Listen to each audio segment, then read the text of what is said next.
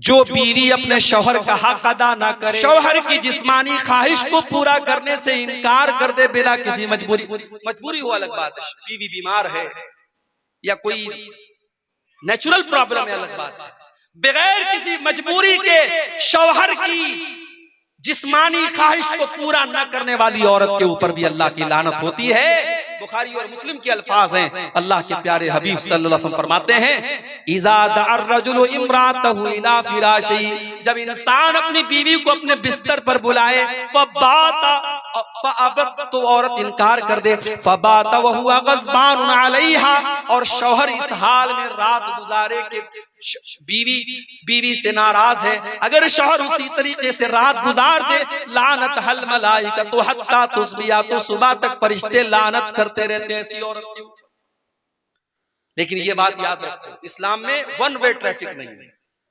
अगर औरत के ऊपर ये फर्ज है कि वो मर्द के इमोशंस और जज्बात का ख्याल रखे, तो मर्द को भी चाहिए कि वो औरत के जज्बात का ख्याल रखे। ये निकाह है भाई साहब, ये कोई जबरदस्ती का सौदा नहीं है। शौहर बीवी के जज्बात का ख्याल रखे, बीवी शौहर के जज्बात का ख्याल रखे, बीवी को मशीन न समझा जाए, बीवी को बच्चा पैदा करने वाली मशीन न समझा जाए, और बीवी के साथ जानवरों जैसा सलूक न किया जाए। ये बात भी याद रखिए। अगर बीवी को हम ये चाहते हैं वो हमारे लिए बेहतरीन कपड़ा पहने, खुशबू लगाए, सजे संवरे, तो भाई साहब जरा आप भी अपनी अदाओं पर गौर कीजिए। आप तो एक्सपेक्ट करते अपनी बीवी से कि वो मेरे लिए खूब मेकअप करे, सजे सवरे, और आप वही बिल्कुल बदशक्ल होकर के, बाल बिल्कुल परागंदा है और बदबू से अटे हुए हैं, पसीने से अटे हुए हैं, और उस हालत में अगर इंसान अपनी बीवी के पास जाता है तो ये भी गलत है। हजरत अब्दुल्लाह इब्न अब्बास कहते हैं कि जिस तरीके से मेरी बीवी मेरे लिए सजती और संवरती है, मैं अपनी बीवी के लिए सजता और संवरता हूँ। तो बीवी शौहर का हक अदा करे, शौहर बीवी का हक अदा करे। अल्लाह के रसूल ने ऐसी औरत के ऊपर लानत की है जो शौहर का हक अदा करे। और आगे बढ़िए, गैर फित्री तरीके से अल्लाह के बनाए हुए निजाम के तरीके के खिलाफ अगर कोई अपनी बीवी के साथ अपनी ख्वाहिश पूरी करता है, उसके ऊपर भी अल्लाह के नबी ने लानत की है। मलऊन मन अतम रातहु फी दुबुरिहा, अल्लाह के नबी फरमाते हैं जो इंसान अपनी बीवी के साथ गलत तरीके से, गैर फित्री तरीके से, जो नेचुरल तरीका है, जो अल्लाह ताला ने निजाम बनाया है मर्द और औरत के दरमियान मुलाकात का, उस निजाम के खिलाफ अगर जाता है, गलत तरीके से गंदे वीडियोस को देखने के बाद उस तरीके से अपनी बीवी के साथ वो काम करने की कोशिश करता है, ऐसे शौहर के ऊपर अल्लाह के नबी ने लानत फरमाई। मलऊन मन अतम रातहु फी दुबुरिहा, जो औरत के साथ गैर फित्री तरीके से सोहबत करता है, उस इंसान के ऊपर भी अल्लाह की लानत। बहुत खोल खोल करके अल्फाज बयान करने की जरूरत नहीं है, आप होशियार समझदार हैं, समझ लीजिए। आज चूंकि हमारे नौजवानों में एक क्रेज है इंटरनेट पर गंदे वीडियोस देखने का, उसकी वजह से बहुत सारे लोग नाजायज और गलत और हराम जो तरीके हैं मियां बीवी से मुलाकात के, वो अपनाते हैं। याद रखो मेरे भाई, ये हराम और नाजायज है और अल्लाह की लानत को का हकदार बनाने वाला। और आगे बढ़िए, नंबर 11, अल्लाह की लानत का हकदार बनाने वाला 11वां काम, किसी कब्र के ऊपर सजदा करना या किसी कब्र के ऊपर मस्जिद बना लेना।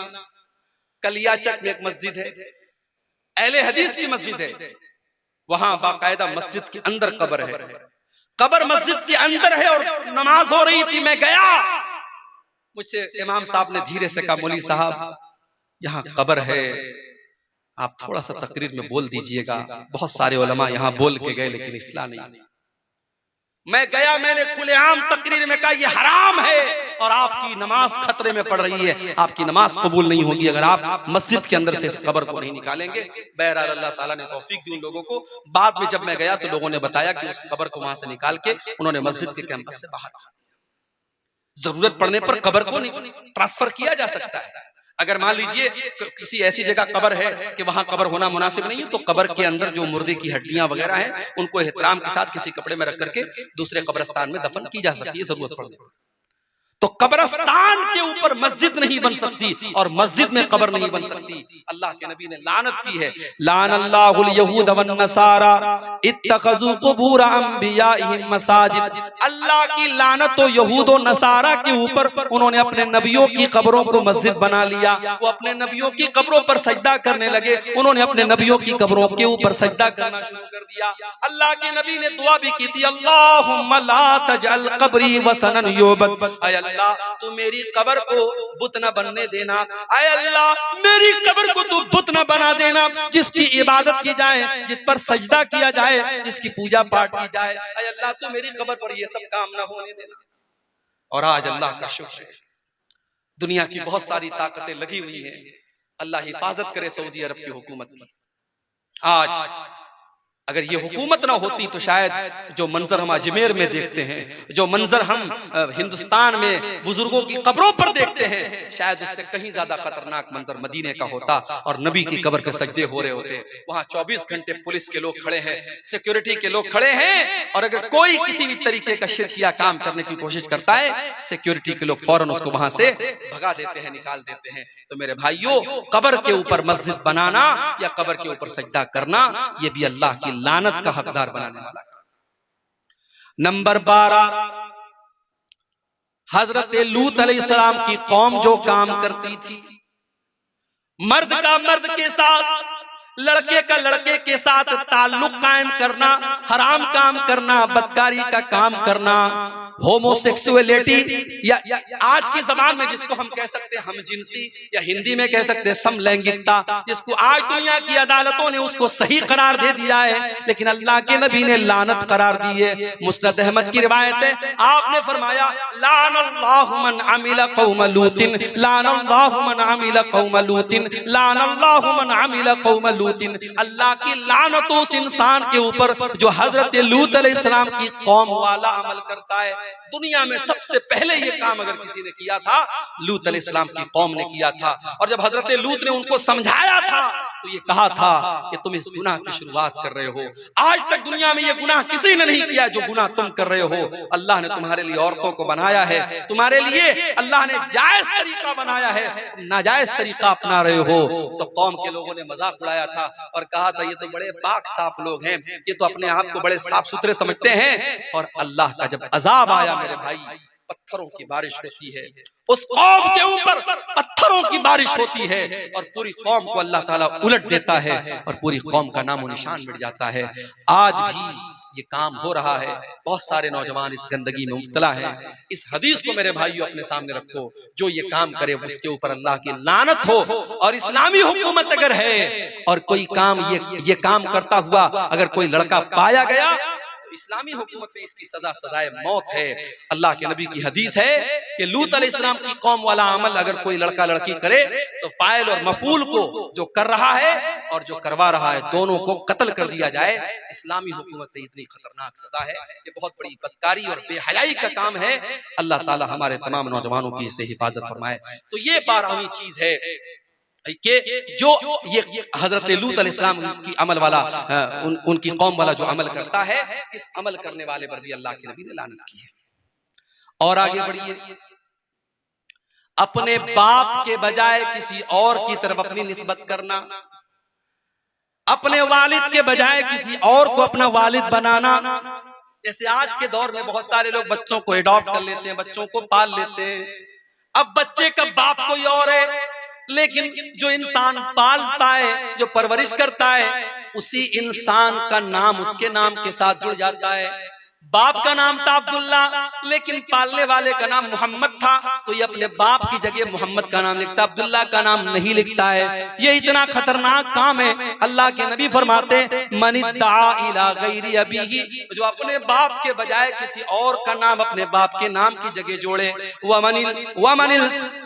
वमन तवल्ला मिन गैरि मवालिही, और जो गुलाम अपने मालिक के बजाय किसी और को अपना मालिक करार दे, फ़अलैहि लानतुल्लाहि वल मलाइकति वन नासि अजमईन, तो ऐसे इंसान के ऊपर अल्लाह की लानत हो, फरिश्तों की लानत हो और तमाम लोगों की लानत, तमाम लोगों की लानत हो उस इंसान के ऊपर जो अपने ओरिजिनल बाप की जगह किसी और को अपना बाप करार दे। इसीलिए बड़ी सख्ती है, अगर आप बच्चे को एडॉप्ट करते हैं तो उलमा का फतवा मौजूद है और कुरान की आयतें मौजूद हैं कि उसकी वल्दियत की जगह आप ओरिजिनल बाप का नाम लिखेंगे।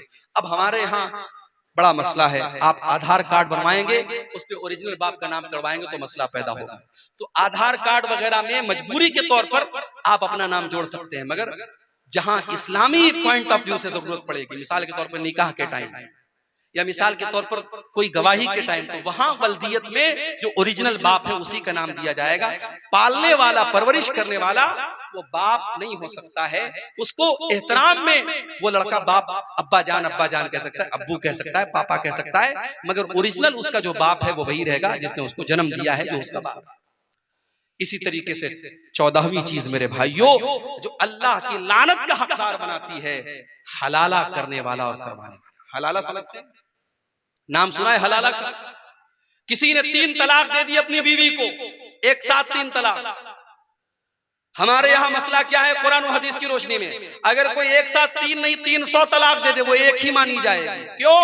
क्योंकि तलाक एक मर्तबा में एक ही होती है, एक से ज्यादा नहीं होती। तलाक का एक प्रोसेस है। अगर किसी ने अपनी बीवी को तलाक दिया है तो अब 3 महीने तक वो दूसरी तलाक नहीं दे सकता। 3 महीने तक वो दूसरी तलाक दे ही नहीं सकता। अगर 3 महीने के अंदर वो दूसरी तलाक देगा तो वो दूसरी नहीं मानी जाएगी। एक तलाक देगा इंसान, अब 3 महीने का टाइम है। अगर 3 महीने के अंदर रुजू कर लिया, अच्छी बात है, रुजू कर लिया, बीवी बीवी रहेगी। अगर 3 महीना गुजर गया और रुजू नहीं किया तो निकाह खत्म हो गया, नया निकाह होगा, नया मेहर होगा। फिर आइंदा कभी जिंदगी में झगड़ा होगा और तलाक देगा, वो दूसरी तलाक होगी। यहाँ सारा सिस्टम गड़बड़ कर दिया, तलाक तलाक तलाक। गुस्से में बीवी को तलाक तलाक बोल दिया। अब अपने मौलवी साहब के पास गया, मौलवी साहब ने कहा हलाला कराना पड़ेगा, हलाला कराना पड़ेगा। और हलाला का तरीका क्या है? एक रात के लिए तुम्हारी बीवी किसी से शादी करेगी, एक रात तक वो साथ में रहेगा और अगले दिन वो तलाक दे देगा, फिर औरत इद्दत गुजारेगी, फिर तुम उससे शादी करोगे। ये कितनी खुल्लम खुल्ला, कितनी बड़ी बेगैरती और बेहयाई और ज़िनाकारी है। और आज पूरी दुनिया में इस्लाम की इमेज को खराब करने का काम किया है। कितनी फिल्में बनी है इसके ऊपर, कितनी वेब सीरीज बनी है इसके ऊपर। हलाला इतना गंदा काम है मेरे भाइयों। अल्लाह के नबी ने फरमाया लानल्लाहुल मुहल्लिल वल मुहल्लल लहू, हलाला करने वाले पर और हलाला करवाने वाले पर, दोनों के ऊपर अल्लाह की लानत हो। और एक और हदीस में अल्लाह के नबी ने फरमाया कि क्या मैं तुमको ऐसे इंसान के बारे में न बताऊं जो किराए का सांड होता है? सहाबा ने कहा अल्लाह के नबी किराए का सांड कौन होता है? आपने फरमाया जो हलाला करवाता है। हलाला करवाने वाला अपनी बीवी को किसी गैर के बिस्तर पर भेजने वाला, और वो इंसान किराए का सांड होता है जो ये काम करता है। तो हलाला करने वाला भी और हलाला करवाने वाला भी, दोनों पर अल्लाह की लानत। और आखिरी चीज जो बयान करके हम बात खत्म करेंगे मेरे भाइयों, जिस इंसान के ऊपर अल्लाह के नबी ने लानत की है, मेरी माँ और बहनों आपसे कहना चाहता हूँ, अल्लाह के नबी ने फरमाया लानल्लाहु ज़व्वारातिल क़ुबूर, अल्लाह की लानत ऐसी औरतों के ऊपर जो कब्रों की बहुत ज्यादा ज़ियारत करती हैं। कभी कभार इबरत के तौर पर अगर औरतें कब्रिस्तान चली जाएं, अपनी माँ की कब्र पे, अपने बाप की कब्र पे, अलग बात है, लेकिन बहुत ज्यादा कब्रिस्तान पे जाने वाली और कब्रों की जियारत करने वाली औरतों के ऊपर अल्लाह के नबी ने लानत की है। आपने फरमाया लानल्लाहु ज़व्वारातिल क़ुबूर, कब्रों की बहुत ज्यादा जियारत करने वाली औरतों के ऊपर अल्लाह की लानत हो। आज हिंदुस्तान में कितनी हमारी मुसलमान बहनें हैं, उन पर फतवा है मस्जिद में नहीं जा सकती। मुझे याद है इसी बिहार में गया एक जगह है, गया के एक मौलाना साहब से इंतकाल हो गया, अल्लाह माफ करे। उन्होंने एक तकरीर में कहा था, अहले हदीसों, बड़ा शौक है तुम्हें अपनी औरतों को मस्जिद में भेजने का ना, जरा एक दिन हमारी मस्जिद में भेज दो, 9 महीने के बाद रिजल्ट आ जाए। एक इंसान, एक आलिम तकरीर कर रहा है और मिंबर पर और स्टेज पर बैठकर इतनी गंदी और घिनौनी बात कर रहा है। मेरे भाइयों, क्या तसव्वुर किया जा सकता है कि मस्जिद में कोई इतना गंदा काम करेगा? अहले हदीसों ने अगर अपनी मस्जिदों में औरतों के लिए अलग से इंतजाम किया है तो इस कौम ने हमेशा मजाक उड़ाया और इस तरीके से गंदी गंदी बातें कही। मगर आज पूरे हिंदुस्तान में लाखों की तादाद में मुसलमान औरतें जब मुर्तद होने लगी और इस्लाम को छोड़ करके दूसरे मजहब में जाने लगी और बाप दादा की नाक कटवाने लगी, तब धीरे धीरे कुछ फतवे आने लगे, कुछ जुबानें खुलने लगी और दिल्ली से फतवा आया और कहां से फतवा आया कि हाँ साहब औरतों को भी मस्जिद में भेजना चाहिए, पर्दे का इंतजाम हो तो औरतें जा सकती हैं। अब फतवे में थोड़ी नरमी आई है। हम तो हमेशा से कहते चले आए कि अपनी औरतों को मस्जिद में भेजो मेरे भाई। तुमने मस्जिद में तो नहीं भेजा, अजमेर की दरगाह पर औरतों की भीड़ मौजूद है, कचौचा की दरगाह पर औरतों की भीड़ मौजूद है, जितने कब्रें और जितने बुजुर्गों के मजार हैं पूरे हिंदुस्तान में आप चले जाइए, वहां मर्दों से ज्यादा आपको औरतें मिल जाएंगी। मुंबई चले जाओ, हाजी अली की दरगाह समंदर के बीच में मौजूद है, आप चले जाओ, मर्द आपको कम मिलेंगे, औरतें ज्यादा मिलेंगी। मेरे नबी ने लानत की है ऐसी औरतों पर जो कब्रिस्तान बहुत ज्यादा जाती है। कभी कभार इबरत के तौर पे चली जाएं अलग बात है, मगर इन दरगाहों पर, इन कब्रों पर, इन मजारों पर कोई इबरत के लिए नहीं जाता है। वहां अय्याशी होती है, वहां शिर्क होता है, वहां हरामखोरी होती है। मेरे भाइयों, हमारी औरतों को इस चीज से बचना चाहिए और हमें अपनी औरतों को इससे बचाना है। अल्लाह के नबी ने लानत की, ऐसी औरतों पर अल्लाह की लानत हो। और एक और हदीस में अल्लाह के नबी ने फरमाया, लानल्लाहु ज़ाइरातिल कुबूर, अल्लाह की लानत हो ऐसी औरतों पर जो कब्रों की ज़ियारत करती हैं, वल मुत्तखिज़ीना अलैहल मस्जिद, और कब्र के ऊपर मस्जिद बनाने वाली औरतों पर भी अल्लाह की लानत हो। वसुरुज, और कब्र के ऊपर चिराग जलाने वालों पर भी अल्लाह की लानत हो। तो मेरे भाइयों, ये लानत के हकदार बनाने वाले चंद काम थे जो कुरान और सुन्नत की रोशनी में मैंने आपके सामने बयान किए हैं। और आखिर में यही कहूंगा कि हर वो गुनाह जिससे अल्लाह ने रोका है, हर वो गुनाह जिससे नबी ने रोका है, उससे इंसान लानत का हकदार बनता है। हम और आप अगर अपने ईमान की सलामती चाहते हैं और हम ये चाहते हैं कि दुनिया और आखिरत में हम कामयाब हो, तो हम इन कामों से अपने आप को बचाएं।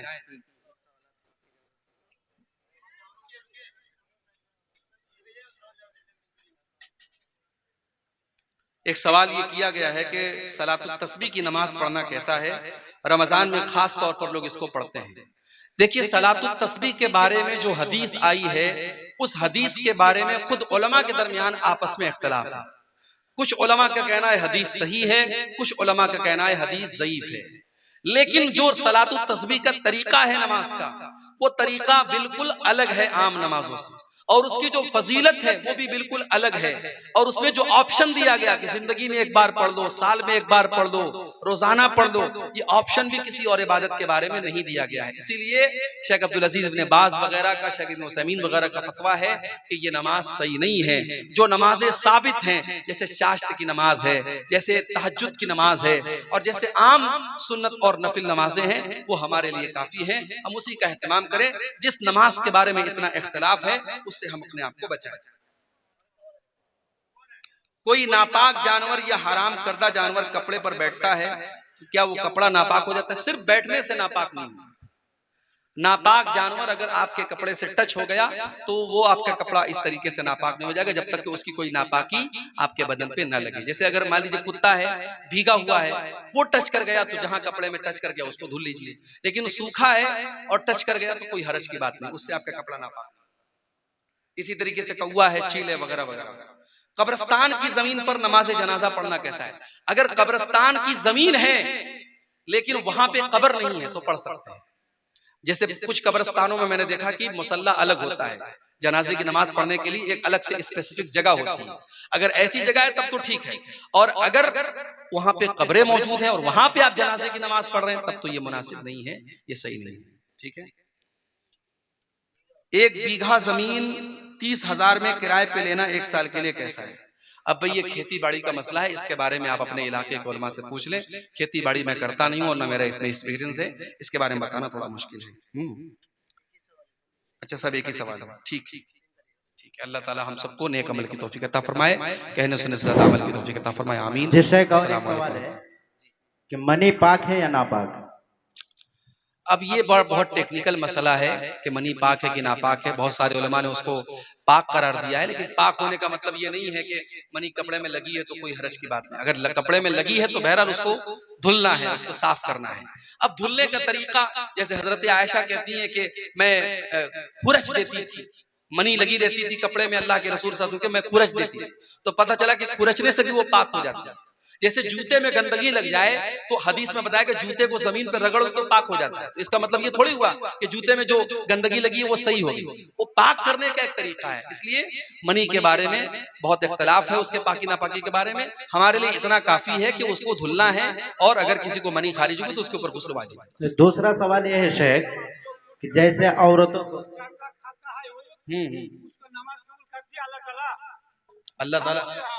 अल्लाह ताला नमाज देखिए देखिए सुनिए, बस हो गया, बात समझ में आ गया, बस समझ में आ गई बात। गुटखा खाने वाला, जर्दा खाने वाला, सिगरेट पीने वाला, हाँ खोल खोल के बोल रहे हैं, बिल्कुल बिल्कुल एकदम एकदम खोल के बयान करेंगे।